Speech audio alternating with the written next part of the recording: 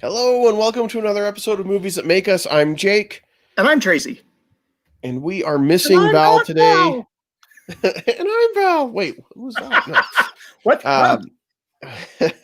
Val is traveling right now, so we wish her safe travels as she makes her way to her destination and hope that everything goes well for her. And we'll miss her today, but we will try to soldier on without her. Night. It'll be hard. It's guys' night. Yep, and nothing says guys' night like searching for Bobby Fischer. I mean, right? Not that this is like a feminine type film either. This isn't what you would call a chick flick, and I would never use the term chick flick, obviously. No. But it's just not like a guy's night is like Inglourious Bastards or something like that. Not searching for Bobby Fischer. Bring a six-pack over. I've got Bobby Fischer loaded on the DVR. Let's do this. Said no group of guys ever. Until now, exactly. But that's the kind of guys we are, Tracy. We can sit down and have a great time with a six-pack. Mine would be a six-pack of Coke and watching Searching for Bobby Fischer. Six-pack of water. Perfect. Perfect. But yeah, this is a fantastic film. I hadn't seen it for years, and when you suggested it, honestly, I was picturing a different film, and I cannot think of what the actual name of the film is that I was picturing. But then as I started watching, it's like, oh yeah, that's what this one is. Yes, I like this quite a bit. So what did you think the other one was? I don't know. That's the thing. I knew it had to do with chess. So I was picturing a boy playing chess. So I knew this was about chess, and I was mixing up two different films, but the actor that I was picturing for the little boy is a very different actor than who we got here. And I just cannot. There was another film with a little boy that came out around this time, and I just can't think of what it is. So I will research that, dear viewers and listeners, and see if I can figure it out. But that's going to come to you at like 3:00 in the morning. It's going to wake you up out of a dead sleep. Yeah, that's what it was. But I knew this film was. I had seen this film, like I said, and I've seen the other film. I was just mixing the two together and sitting down and watching this. Though it's a really great film. I hadn't seen it in years, and so revisiting it was a treat, to be honest. In my opinion, this is kind of a very underrated film, and it does not get the play that it deserves. And I'm guilty of that as well. The film came out in 93. I was going to film school, and I was working at a video store. And I remember hearing about the movie, and my wife went and saw it. At the time, we were just friends. We weren't even dating at that point. And she went and saw it, and she told me it was really good. And I'm like, it's a movie about kids playing chess, or whatever. And so I totally dismissed it. And working at the video store at the old Video Shark. Video Shark, that's correct. We were able to put movies on the VCR and play it in the monitors around the store as long as it was PG or G. And so anytime a new PG movie came in, we were so excited because it was like something different to watch. Because, you can only watch Little Women so many times. And so one day I'm working by myself, and this came in, and I was like, now what the heck? And put it in the monitor. And I'm just listening to it while I'm working, and I'm going, I think I need to take this home and watch this. And I've loved it ever since. Yeah, it's very good. We've got some strong performances from some well-known actors and some lesser-known actors. And they weren't well-known at the time. Yeah. Ben Kingsley was probably pretty well-known. He was, but William H. Macy wasn't. Joe Manganiello? Oh, yeah, I think I'm going to have to IMDb it to make sure. Joan Allen wasn't nearly as impressive as she would later become. There's even Lawrence Fishburne. Thank you. Yeah, a very young Lawrence Fishburne. Rewatching that, I was like, oh man, I forgot how young he is.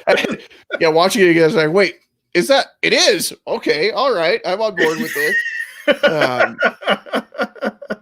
That's and he was he was like, and in this, he was kind of like the chess Morpheus anyway This is for true. little Joshua, you know, This trying is to help true. him understand, looking at the game a little bit differently than his coach, who, by the way, Ben Kingsley, apparently in this, they decided to go super strong with the Sting hair for him. He looks like Sting from the Police. And I was just like, I don't know why, but I need more Ben Kingsley with Sting hair in my life. Like, that just was okay for me. It was fine. I had no idea that I needed that until I saw it, and I was like, okay, I'm down with this. This is fine. Where's this been all my life? Why do I not have more of this? Why is he bald so often? This is great. He needs hair all the time. But yeah, so those who haven't seen it, and probably a lot of the people that are tuning in either haven't seen it in a long time or haven't seen it ever. It's based on a true story. It was a book written by this dad, and he had a son who ended up becoming kind of a chess prodigy. And this is a story about how the kid started. He saw some people playing chess in the park in New York for money, and drug deals are going down, and it's kind of a shady spot, especially for kids. And he fell in love with it and picked it up just like a savant, like just somehow picked this up. And it's the story of the dad and the mom. They hire a chess coach to try and help him, and helping him still try and be a kid, but yet still be successful at the tournaments. And it is a really, really strong, heartfelt movie. Yeah, I agree. You're kind of waiting for that moment where things go really bad or really ugly between like the parents and the kid, or between the parents, the mother and the father, because a lot of times that's how we kind of insert drama into these kind of stories, is with all of a sudden the family relationships are falling apart. And so the kids got to make it through that, or mom and dad have to make it through that. And they're really, I mean, there was a fight like towards the end, but it wasn't like you never thought, okay, these guys are going to divorce and she's going to leave him or anything like that. Right. So, which is very different, because I do think that you insert that kind of stuff a lot into stories, not in a lazy way necessarily, but sometimes it's a little overdone. So it was kind of nice to see that, like, there was a struggle there as the dad, I think, trying to be supportive for his son, like dads tend to do, maybe gets a little too overboard with the support and what he wants his son to accomplish. And she's got to rein him in, but it doesn't happen in a way that you're like, oh, now they're divorced and they don't even like each other anymore and stuff like that. Right. And they happens in real life. Yeah. And they didn't try and make either one of the characters a villain. They didn't make her like this harpy shrieking woman. She's just like trying to protect her son. And he's trying to, in some ways, he's kind of put his, and not being a father, I don't know if this happens a lot, but it's almost like he's projecting himself onto his son, and he wants his son to succeed, because then it seems like he is more of a success. I mean, the guy's a sports writer. The guy is accomplished. It's not like he's just a lazy bum by any means, but it's kind of like, if my kid's really, really, really good at something, that means that I did something good. I think it's interesting, because I think the other side of that is he wants his son to be successful at sports because that's his whole life, right? You know, at the beginning he says, oh, well, but you're going to play baseball, right? Are you going to write about sports? Or are you going to play sports? So I'm going to play sports. I'm going to play second base. Yeah, exactly. You know, that's fine. And the kid, like, they show him playing baseball, and he just doesn't suck at it necessarily. He's just not probably ever going to play in the majors. He's not a prodigy. He's not a prodigy at baseball. And let's face it, like, less than 1% of the kids that play Little League are going to end up playing in the majors. Yes, absolutely. So like, there's that aspect to it. And I think, you know, he wants to be into that kind of stuff. I remember as a kid feeling that way with my dad. Like, there was stuff that my dad was into that I was like, well, I want to connect with my dad. And I think most sons want to on some level. And so they try to find a way to connect with their dad. Maybe it's getting into something that they may or may not enjoy so much. And maybe they grow to enjoy it. For me, growing up, going to college football games, like, I like sports, but I think a big reason why I like sports is because that was how I was bonding with my dad. Going to those games with my dad, going to basketball games with my dad, watching sports on TV with my dad. Those were ways that I connected with him. But like now I look at it and like I'm way into a lot of other stuff that isn't necessarily sports related. I still enjoy sports, and when it comes on, I still remember those times. But that was a way for me to connect with my dad. Well, and you bring up a good point, because I'm exactly the same way. My family, growing up, we had season tickets to football and basketball games up at the University of Utah. And there was a time in my life where I did not get along with my dad at all, but we could still find common ground in sports.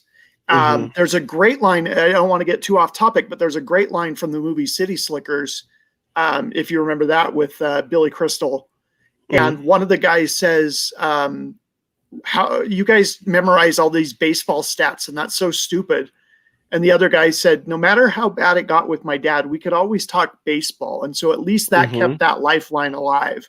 And there's a lot of that, I think, there's a lot of expectations. Like I remember my dad, would go out in the yard and would play catch football, and he'd come over and try and correct my form. And it would almost be like, okay, you're not super athletic, so now you want me to be. And I don't think he was necessarily thinking that, but that's how I took it at times. So, and I think this movie explores that in a beautiful way. I agree. And I think there is something to be said for that. I think as you get older, you look at a lot of those opportunities that you wonder, what if I had gone out for the team, or what if I had done this, or what if I had done that? And then I think when you have kids, it's easy to look at your kids and say, okay, well, now here's my opportunity. I get a redo almost. And I think it's hard. And we see the dad struggling with that in this. We see, I think his name it's either Fred or Frank. Let me look here. I think it's Fred. Fred Waitskin. Oh man, I just had it. And then Fred. So I think you see Fred exploring that and trying to come to grips with that, because he wants him to play baseball. He wants him to be a sports fanatic like himself. And then when he doesn't, he's still trying to connect with him, which is great. But then he does chess the same way he does sports, where it's like, great, there's competitions. Let's get you to all the competitions. Let's have you win them all. Like, hey, this is what we've been working so hard for, is at state. You're going to take it all.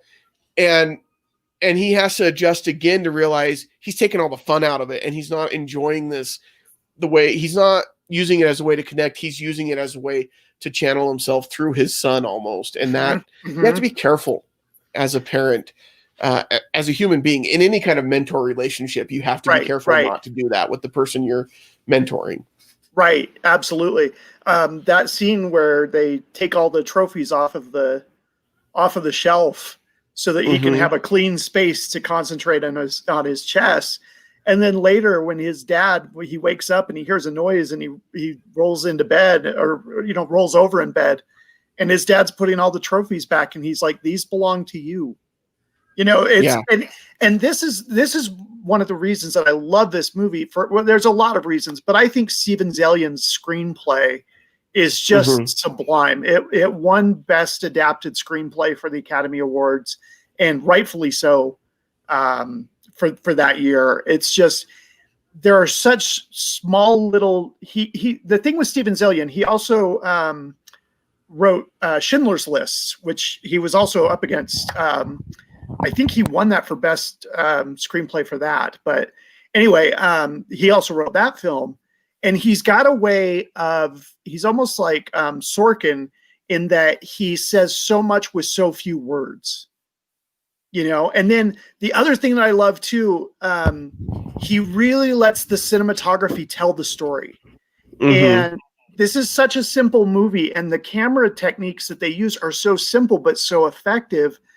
I mean, I love, so when Josh's dad is first saying, hey, let's play a game of chess. And Josh is like, hey, can we go out? Can we go over to the car dealership? Can we go do something fun? The dad's like, no, we'll have fun. It'll be good. And they cut to a shot, and they just have like Josh's shoes, and they're untied, and they're too big for him. And his feet's on the rocking chair, and it doesn't touch the ground. And he's sitting on 2 phone books, and you can tell that he's just not interested. And he plays and his dad plays a couple moves and then his dad goes, check. And he just kind of looks at him. And then they cut back to the dad. Then they cut back to him and he looks at him like, go ahead. And then his dad's like, oh, checkmate.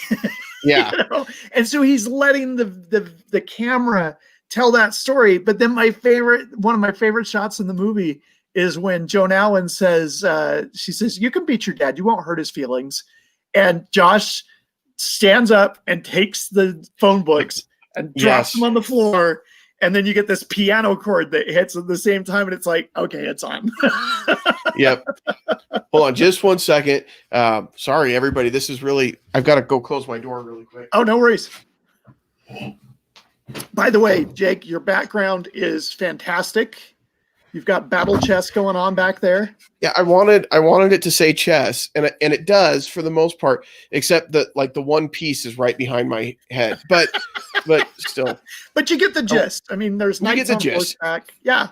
Yeah, it's all chess here. I love that scene that you're talking about, and you're right. There is so little dialogue in that scene, and so much story being told. Like when he's looking at his dad, like, so just check. Come on, Dad. Pick it up. Oh yeah, checkmate. Okay, yep. You beat me, Dad. And Let's go. So when he goes in and he talks to his wife, and she's like, "No, you didn't beat him." He's like, "Oh, I should have let him win." No, he lost on purpose. I'm like, yeah, you dummy. Like, did you miss that whole exchange? Like the delay and everything else. But the dad's like, no. No, that can't be. And he's thinking this is going to be like basketball or baseball or whatever, where, you know, like traditionally your dad stops playing basketball with you when you can beat him one-on-one. And then it's like, oh yeah, I'm not interested in basketball anymore. Cause like, it's only fun. And that's stereotypical, right? I'm sure that's not always the case with everybody. But that is a great moment in a young man's life. Yeah. When you beat your dad the first time, you're like, you beat your dad at something, it's like, oh my gosh. Yeah. And so he doesn't want to do that to his dad. Like, and I think that's the reason when his dad sets up the chessboard, he's like, okay, Mom says you like to play chess. Let's see if you know how to play chess. Supposedly you've picked this up somewhere. And he knows that this isn't what his dad's into. He knows that this isn't what his dad likes. And so apparently an activity that they've done is go to dealerships and pick up car brochures and collect those. And so he wants to go do that because he knows that's what his dad is into. Right.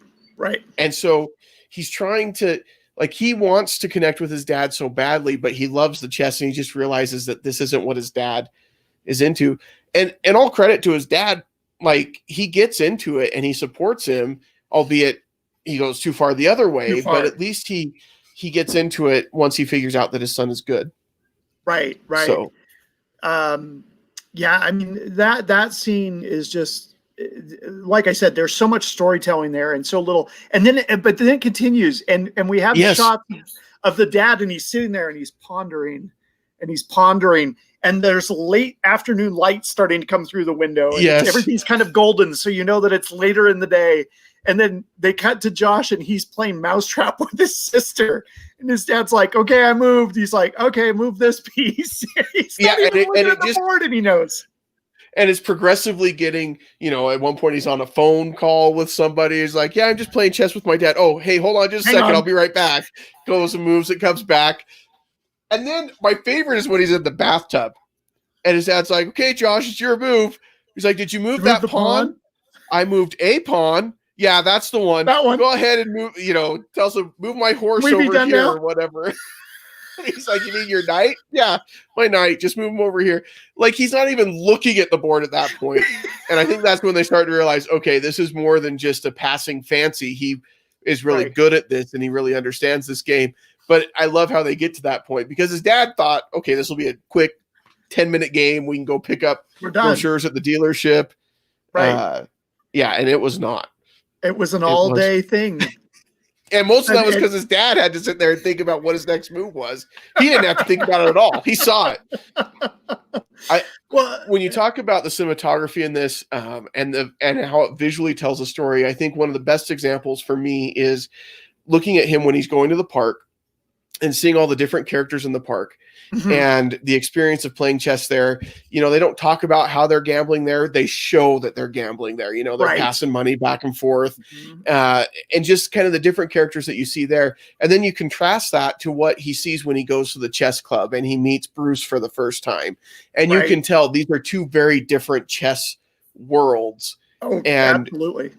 they don't have to communicate that verbally. It's just completely done visually because of when they walk in and you see how different and how it feels. It just feels different. Mhm. And Mhm. I really like how they did that, and the way they decided to describe those differences that way. Well, and yeah, so when they have the scene where Bruce is talking to the dad and he's like, "Have you ever been to a chess tournament?"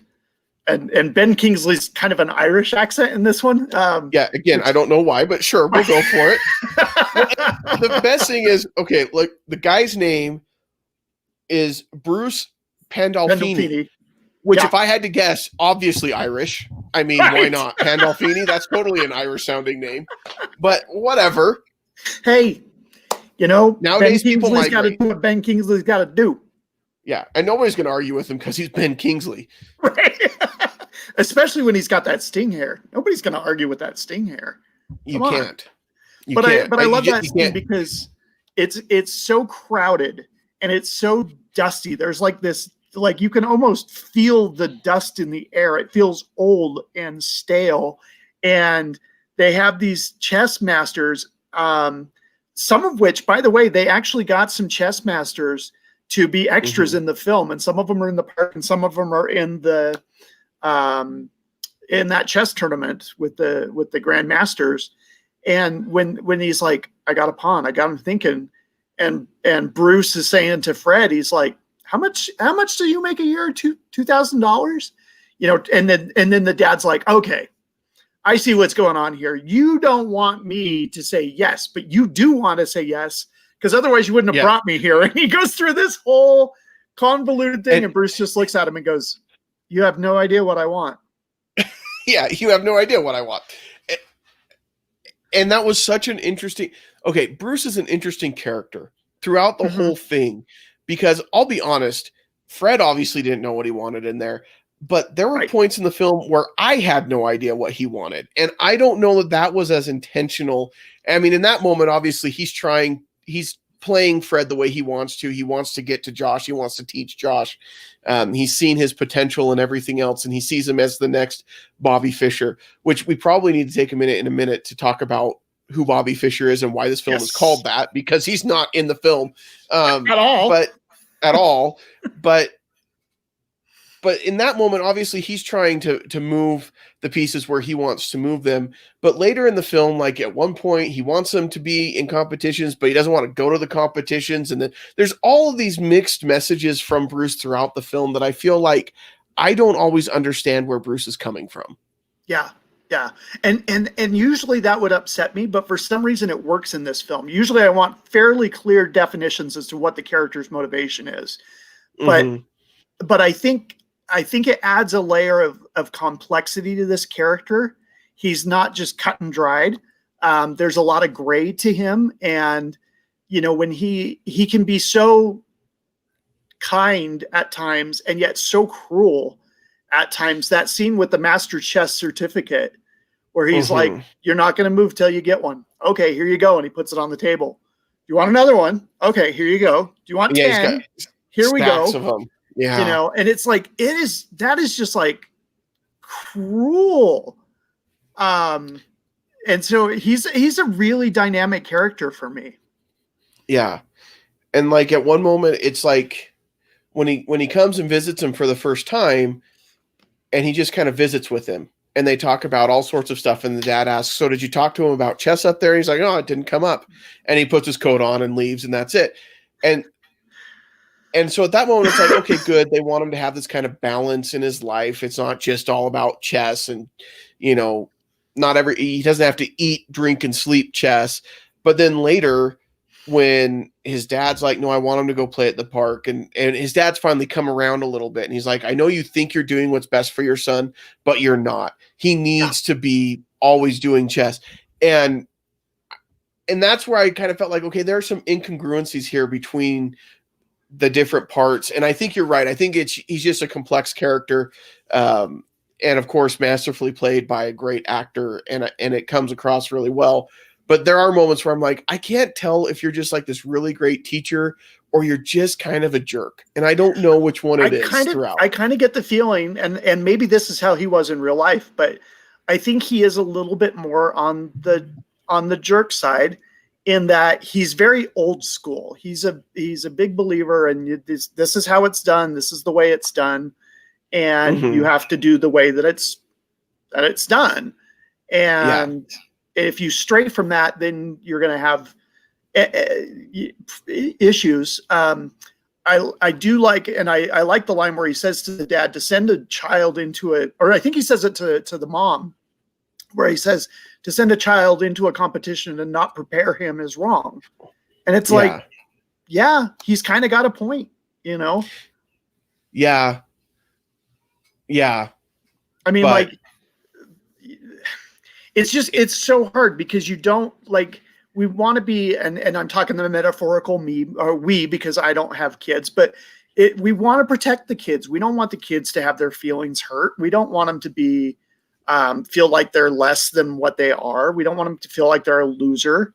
But there are hard life lessons that we can only protect them from for so long. Yeah. And that's absolutely right. And that's the hard thing. I think that parents walk this tightrope of how do I do that in a way that's still loving and kind, because, minutes before he delivers that line that you could say, well, that's absolutely right. He's telling Josh that, look, you've got to learn to have contempt for your opponent. You have to hate him so that you want to win. And you have to have contempt for everybody there. And he's like, I'm not going to do that. That's not me. And so, on the one hand, he's right. You got to prepare him for those losses and those defeats. But on the other hand, I think you can do it without teaching the person to hate the other side. Yes, absolutely. And that is what leads to the argument between the two parents. And when she says, you think he's weak, but he's not. He's decent. And if you or Bruce beat that out of him, then I'm taking him away from here. And I think that was the moment where dad starts coming around and realizing, that's who my son is. And that's really a good thing for my son to be. So before we get to like the end, and there's a couple of other things, let's talk about Bobby Fischer, because this is called Searching for Bobby Fischer, and you never find him. Spoilers, they don't find him in the film. Nope. So Bobby Fischer was this chess prodigy who was like a grandmaster chess player, world champion. He was like the first American to ever win the world championship. Right. Because this will be shocking for people to find out. Americans are not typically like top of their class in chess for whatever reason. What? I don't know.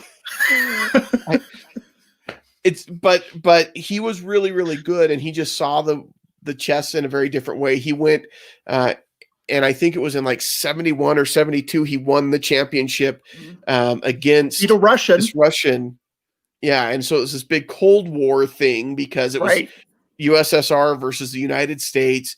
Anytime that happened on any kind of world stage, then it was like we had to prove our dominance. Whether it was going to the moon, on the hockey ice, or the chessboard, we had to try to find a way to.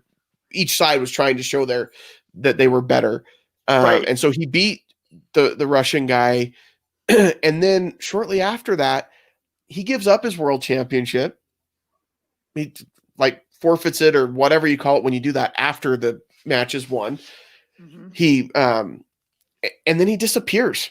He's like, no, I'm just like, he was like, as much as you could be as a chess player, he was this huge national celebrity because he was representing us versus Russia. Right. And he gave all of that up and just disappeared. Well, and it reminds me too of like, anytime there's the Olympics, like nobody watches rowing, but if the US is winning a medal in rowing, we're all for it. Right. The last Winter Olympics, when the US got the gold medal in curling, like I had never watched a curling match or game or bout or whatever it's called in my life. but all of a sudden the U.S. had a chance to win a medal. I was there for that. Absolutely. And I watched with those little brooms and I'm trying to figure out the rules just because it was the U.S. and they were doing well.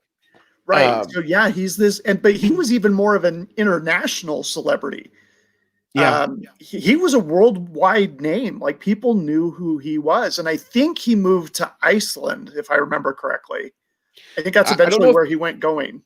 I don't know if he ended up going to Iceland. That's where the competition was against the maybe that's what Russian I'm thinking. chess master. Maybe that's what I'm thinking. And I don't think he went to Iceland because I don't know that they would have had him because on his, and they talk about this in the film, as he was going to Iceland, he like insulted them and said it was like the worst place ever. He got to his room and said that his view was too nice and like just didn't I mean, he may have been a little socially awkward. A little prickly. Overall. That's right. Yes. And you're wondering why they're telling you all of this. And it makes sense because he's saying, you know, he had contempt for everybody and everyone that he was facing. And then that book ends with Bruce's comment about you've got to have contempt for your enemy. And then what Josh does in the last match against Jonathan Poe. Mm-hmm. But yeah, Bobby Fischer disappeared. He came out of hiding again in 1992 for a rematch against the Russian guy, and he beat him again. And then he disappeared again. He did pass away, sadly, in 2008, but lived his life privately, very privately, in between his world championship and the time when he passed. And so just an interesting figure. And that's kind of, they start comparing him to a young Bobby Fischer because Bobby Fischer is on record as saying he started getting serious about chess when he was 7 years old, and he was also a child prodigy with it and things like that. That's a lot of pressure to put on somebody. Like, that's like picking up a 7-year-old that's really good at basketball and being like, oh, look, here is the next Michael Jordan. LeBron like, Jordan. Yeah. Nobody can live up to that kind of pressure. Right. Absolutely. That scene at the beginning, there's just so many good scenes in this movie. But when Lawrence Fishburne is like watching Josh play the other Grand Wizard, and the guy beats him. That's a different organization, Grandmaster. No Grand Wizard. My bad. No KKK here. Excuse me, Grandmaster. That's better. We can do better than our president. We do renounce white supremacy in all of its forms, including 100% Grand Wizard, KKK, all of it. Leave it to me to just derail this whole show. That's all right, but it did demonstrate how easy that is actually to just say on the air. So yeah, and it's easy to say. You know what? I misspoke. Yeah, that's easy too. Yeah, but I love when Lawrence Fishburne's character Vinny is watching the match, and then he's like, "What's your name, Josh? Josh, what? Don't tell him your name. Waitskin." And he's like, "All right, Josh Waitskin, I'm going to tell these brothers that I saw you in the day." So as we start to head towards a little bit later into the film, before we get to the finale, there is one scene, and when I taught film for just over 10 years. I would choose a movie. We talked about the different aspects of filmmaking throughout the course. We had one week that was just on the history of film. We had a week that was about acting. We had a week that was about screenplay. And I would almost always use this movie as screenplay because at this college, I could only use PG or G films. PG-13 if it was very careful. And so, but I would show this film and most of the kids would be like, and the class started at 7:30 in the morning. So, I mean, watching movies at 7:30 in the morning is not really easy, especially when you're a teenager.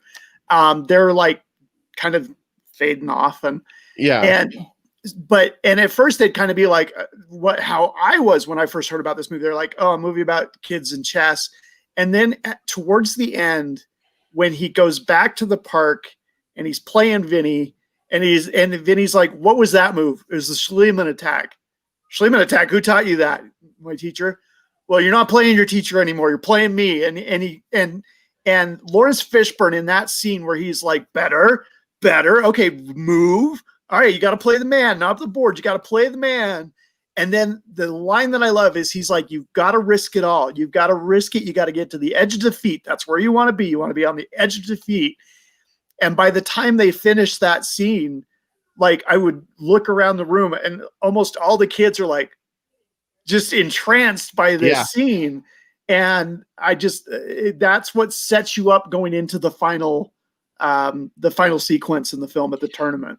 Yeah, this is a great film, I think, to pick for screenplay because it follows a really good tried and true formula of 3 solid acts, and you've got the point where everything falls apart before it's got to come back together so that he can, defeat his enemy, who is Jonathan Poe. But you can see how this follows a very traditional path that you learn. You go to any story writing class, any screenwriting class, they're going to teach you this same kind of idea that you've got to have these 3 separate acts, and this one does very well. And I think that's where you kind of get into the third act, where it's like, okay, now we're getting into the finale, and we're going to get to the final showdown there.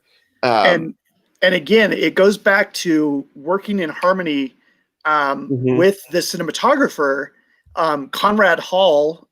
He only did 5 movies after this before he passed away. He did Butch Cassidy and the Sundance Kid. He did a lot of really, really good movies. And so he and Steven Zaillian as the director work really well together, because in that final scene, then Bruce says, it's there.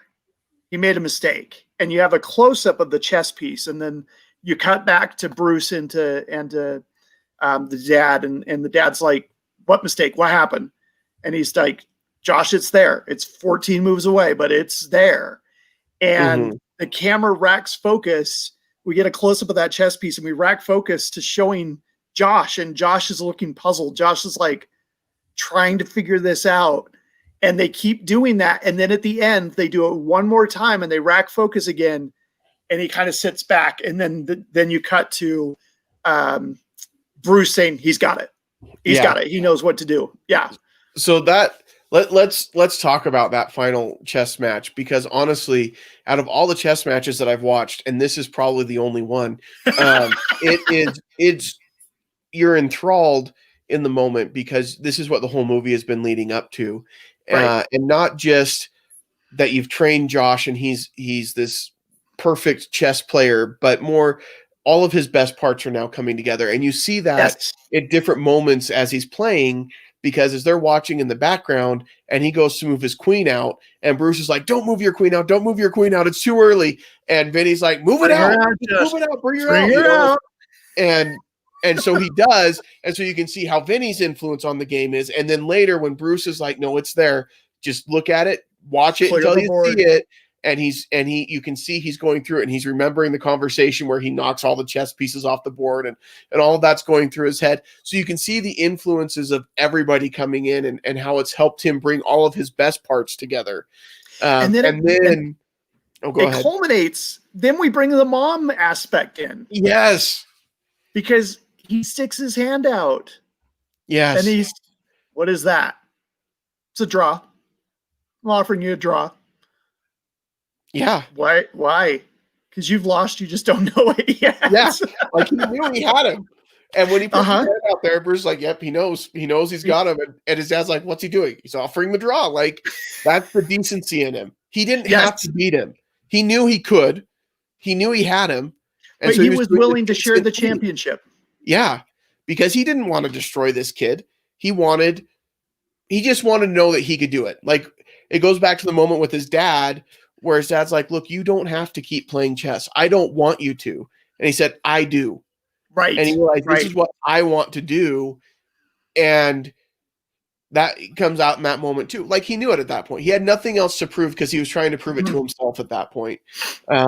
But the stupid kid, he's not stupid. He's obviously very brilliant. I shouldn't call any kid stupid. I mean, that's really harsh.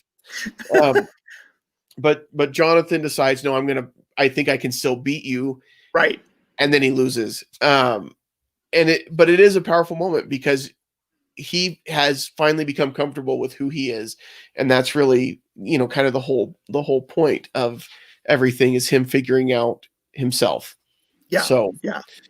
And then, but I love that. I love that scene. That in scene, like I said, out of all the chess matches that I've ever sat down and watched, it's definitely the most entertaining.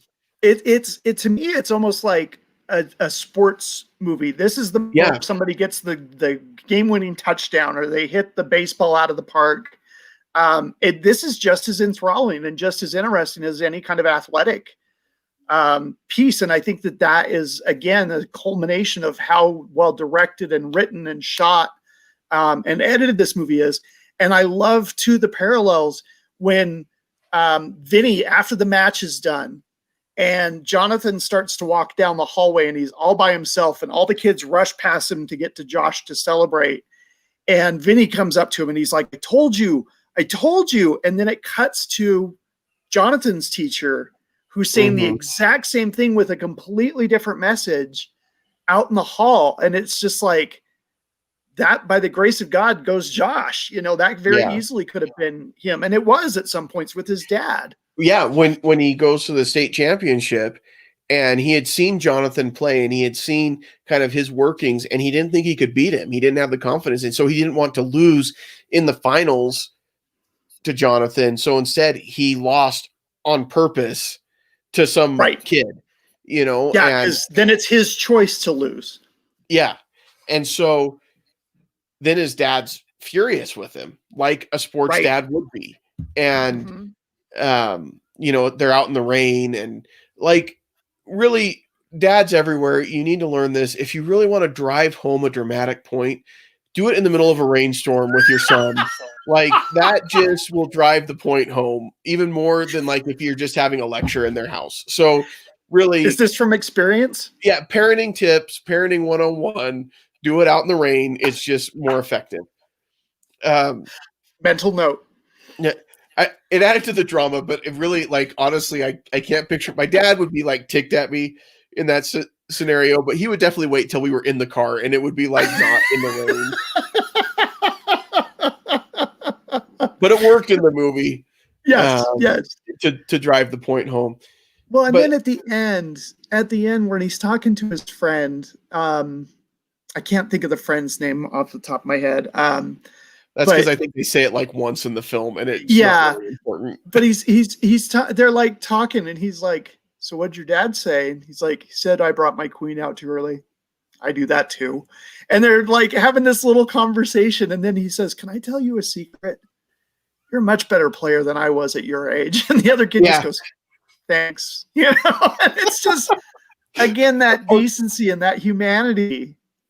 Of course, the part that he's leaving out is he wasn't really playing chess at the point that when he was that kid's age. He just picked it up, so but yeah, I love that scene's awesome. I love when he shows up to the tournament, and he asks him, "Well, where have you been anyway?" And he's like, "Oh, fishing." Yeah, we went 2 weeks, couldn't talk about chess, couldn't play chess, and he like shows the picture, and the other dad looks at his dad, and he's like, "Fishing? Really?" He's like, "Yeah." Like, and he's like, "That's cool." Like, he's so jealous that he didn't have to. The other scene that I love that we got to talk about real quick is William H. Macy really steals the show when they're at the very first chess tournament, and this scene, and it was so fun having my students in the room because I knew this scene was coming up, and kind of watching the movie when he's like, "Okay, now all of you need to behave like adults." You think he's talking to the kids. You're going to be professional. You're going to be decent. You're not going to make any noises. You're not going to and it's just all the parents. Players, you just watch them, stand behind them. No eye contact. And then the fight that breaks out because the one guy's like giving signals to his kid or whatever. Many signals. I can touch my nose, I touch my ear, but I'm not really touching my ear. Yeah. But then they go down into the basement, and the two dads' kids, they're going to face off with each other. And the dad, Fred, looks at him. He's like, "You're lucky you don't get nervous at these things. Are you hungry? Do you like tuna?" "No, I'm okay." "I'm going to get you a tuna fish sandwich." I'm gonna go get me a tuna fish sandwich. You want a tuna fish? No, I'm gonna get you a tuna fish sandwich too. Because it's just so full of nervous energy, pacing back and forth as the kids are delivering what's happening upstairs, and like when it seems like Josh made a bad move and lost a player, he's like, "Well, that's all right," and like I'm sure he did it for position. Yeah, and they're doing that back and forth to each other, and it's just okay. And then when the kid comes back, it's over, and then he just turns around and walks away. They're like, "Wait, who won?" And then it cuts to him asleep on the train, and the camera pans down, and he's holding the trophy. Yeah, again, visually telling that story. It was so well done. But yeah, those two, William H. Macy and Fred, the two of them playing off of each other, it was just really, really good. I'm going to get you a tuna fish sandwich. I want a tuna fish sandwich. Like, I'd be ticked if somebody got me a tuna fish sandwich. I'm not a tuna fan anyway. Especially out of like a vending machine too. Yeah, it can't be good. No. Nah. So the one complaint I probably have about the film is I needed more Vinny in the film. Like, I could see that. And not just because I like Lawrence Fishburne. He's great and he was a wonderful actor and his character was really good. I just felt like they kind of hinted at like all this time that he was playing at the park, but they really didn't show that a lot. And they didn't really show that relationship building between him and Vinny. Like, he would mention it like, "Hey, does Vinny sleep in the park? Can he come sleep in my bed? And he can have the top bunk, whatever." But like, you don't really see that. That was like the one part of the film that wasn't shown and was told instead. And that was interesting. I would agree with that. So much more of it was so visually done, and this part wasn't. But yeah, I would agree with that for sure. But at the same time, when you're editing a film and you're putting it together, this film comes in under 2 hours because this was made in the 90s. So it was before the time when we have to make every film at least 2.5 hours long, or else it's not a serious film. So like, this was back at a time when you could tell a good story. And when you do that, you've got to cut some stuff out to keep it tight. And I think that something had to give. And if that's what had to give, then it's what they had to do. I mean, they still put together a really great film. So yeah, no, but I totally see your point on that for sure. So what would you grade Searching for Bobby Fischer? So this is one that from the moment I popped it in the VCR back at the Video Shark, I was like, I need to watch this. And I took it home that night and I watched it and I fell in love with it. And like I said, I would show it to my students when I was teaching screenplay, would have a lecture beforehand and would talk about the different aspects of screenplay and pacing and plot and the hero's journey and some stuff, and then show that film as an example of what we had been talking about. I had not watched this film for probably 10 years until I watched it again this weekend. And it just came flooding back to me how much I love this movie. I think cinematically it's gorgeous. Screenplay is tight. The acting is phenomenal. And the kids are just kids. They're not kid actors.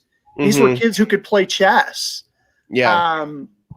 And then you get the coda at the end of the film where it talks about how Josh went on to be the top champion under 18, but he also played football and basketball and baseball. And to me, that's just the cherry on the top. There's very, very little fat to any fat in this film. I'm going to give this one a solid A. And like I said, if this is underappreciated, if this was on satellite more, if I were to come across it, I would like stop and watch it. And it just reminded me of how much I love this film, and I'm giving it a solid A. Yeah, I think for me it's an A-. I don't have the same history with it that you do, but it's A- is still a really good grade, and this is still a really good film. I think what blew me away as I was watching it is like there's just so much that's so well done in it, from the cinematography, from the storytelling, from the acting, even from the sound editing. I mean, the points where he's pulling the papers out of his bag, it's just a crisp, good sound. And I know that sounds really weird, but sometimes sound editing in a movie can be crap and it ruins the whole experience. This is not that kind of a film. This is really well done. And that works when you're moving the chess pieces and hitting the clock. And there's so many different sounds that they incorporate so well. So really A- for me, because it is a really good movie. I just wish it had a little bit more Vinny in it. And then it would probably be an A for me. I'm good with that. And really, Ben Kingsley with Sting hair gets you to a B+ level anyway, and then you add on top of it everything else. And maybe we need to talk about Ben Kingsley and like different hairstyles that he had through different movies. That would be an interesting conversation. Like Sneakers, where he's got the ponytail. Like, oh, that's Sneakers right. is a fantastic movie. I forgot about that. Yeah, where and he's the bad guy in Sneakers, and he's a really good bad guy in Sneakers. But yeah, this is a great film. Go check it out. If you haven't seen Searching for Bobby Fischer ever, go watch it. If you haven't seen it for a while, go watch it. I do agree, Tracy. It's not on Hulu. It's not on Netflix. I had to rent it through the iTunes store. But do yourself a favor, and this is a movie the whole family can enjoy. And we always talk about, especially here in Utah, we always talk about how we need more family-friendly films. Mm-hmm. And unfortunately, a lot of the times that we get a PG or G movie, it's like stupid for kids. And this film isn't stupid. No.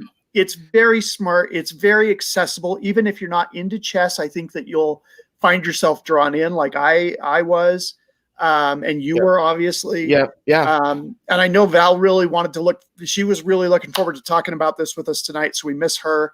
But this is a movie that it's full of humanity. It's heartwarming. It's funny at times.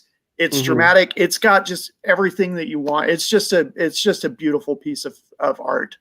Yep, totally agree. And it's like $4 to rent it on iTunes. And honestly, you're not spending money on movie tickets right now because there's nothing in the theaters. So go rent this and watch it.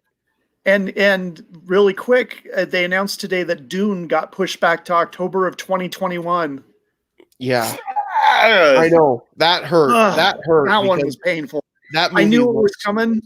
It was incredible. Coming, but that one hurts. Yeah. And Regal Cinema, they're closing all of their locations. There's one in Utah up on Redwood Road, and that was a great theater. So hopefully someday we'll get kind of past this pandemic and we can go back to the theaters, because that's a really good theater. Yeah, that it was funny because they made that announcement that they were closing all of the Regal theaters. I think I saw that on Saturday, maybe.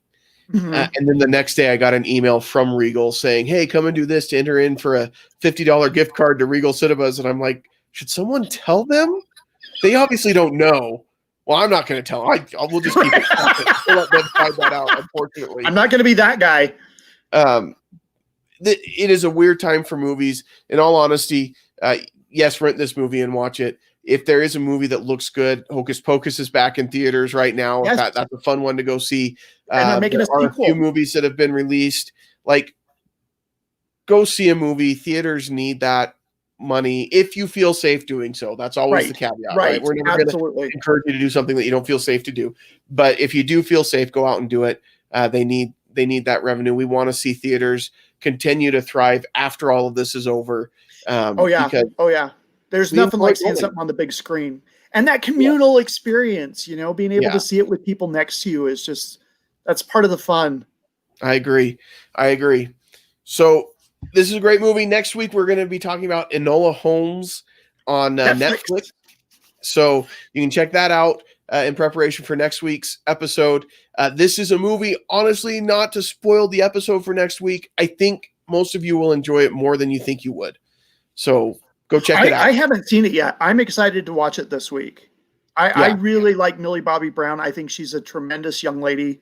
I've seen some interviews with her, and she just seems way ahead in her professionalism, and yet still being a kid, which I love to see, because sometimes a child actor, they can really beat that out of you.